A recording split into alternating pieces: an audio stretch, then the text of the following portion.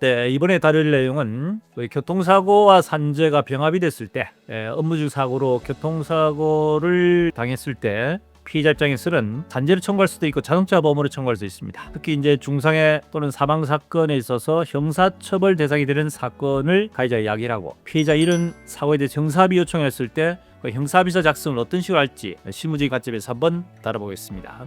산재와 자동차 보험은 서로 간에 양립을 해서 같이 이중으로 청구할 수는 없습니다. 그래서 어느 한쪽을 청구하는데, 자동차 보험은 산재를 먼저 청구를 하는 경우는 산재는 연금제도라는 것이 있기 때문에 사건에 따라서는 산재를 먼저 청구를 하고, 산재 초과되는 부분에 대해서는 추후에 자동차 보험을 청구하는 방법을 찾는 이런 경우가 많습니다. 그렇지만은 산재 청구를 하지 않고 아예 자동차 보험을 청구하는 경우도 있습니다. 두 가지 나눠서 한번 설명을 드려야 되겠는데요. 우리 일반적으로 자동차 보험으로 그냥 손해배상을 청구를 했을 때, 교통사고로 형사처벌 대상이 되는 가해자가 형사합의를 요청했을 때 우리 보통 채권 양도에 대한 형사합의를 한다, 이런 말씀을 들어보시죠. 형사합의 금액도 어떻게 보면은 손해배상의 일부에 해당되는 내용으로 볼 수 있기 때문에, 가해자가 형사합의를 한 이후에 보험회사에다가 형사합의를 한 내용에 대한 부분을 청구를 했을 때 보험회사 측에서는 형사합의한 금액을 지급할 의무가 있습니다. 이것을 방지하기 위해서 형사합의를 할 때 가해자가 형사합의 청구권을 보험에 청구할 수 있는 권리 자체를 피해자한테 양도를 함으로 인해 가지고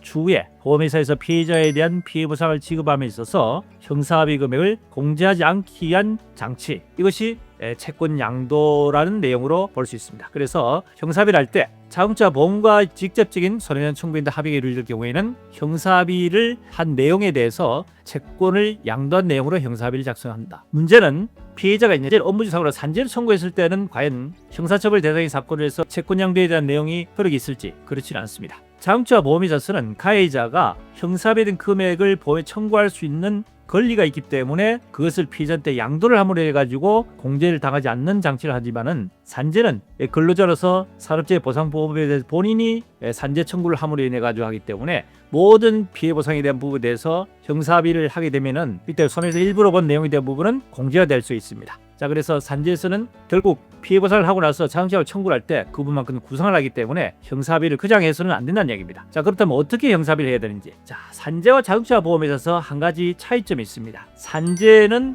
없는 위자료 청구권이 자동차 보험에는 있습니다. 요양급이라든지 휴업급이, 장애급이, 유족급이 같은 이런 일반적인 자동차 보험과 중복되는 똑같은 성질의 손해액을 있지만은 위자료에 대한 항목은 산재는 없습니다. 자, 그렇기 때문에 형사합의를 할 때 손해배상의 일부로 보는 것이 아닌 순수한 위로금조로 해서 형사합의를 하는 내용으로 기재를 하셔야 됩니다. 아시겠죠? 그래서 형사합의를 할 때 산재에서 맞는 피해보상 외에 순수한 위로금조로 형사합의를 한다는 내용으로 해서 금액을 적시를 하면은 산재에서 자동차를 구상할 때 이거는 순수 위로금조로 했기 때문에 구상 청구 안 되겠죠. 자, 이렇게 함으로 해가지고 형사합의를 하시면 되는데, 여기서 문제가 하나 있습니다. 산재를 해서 피해 보상이 이루어진 뒤에 피의자가 다시 산재 초과된 부분에 대해서는 자동차 보험을 청구할 수 있다고 그랬죠. 그럼 자동차 보험을 청구를 했을 때 자동차 보험에 있을 입장에서는 위로금조로 한 형사합의된 부분에 대해서 어떻게 할 것인지, 피해자는 직접적으로 합의를 하는 경우도 있지만은 또는 소송을 통해서 판결을 받는 경우도 있습니다. 이런 경우에 있어서 법원에서는 위로금조로 이런 형사합의된 부분에 대해서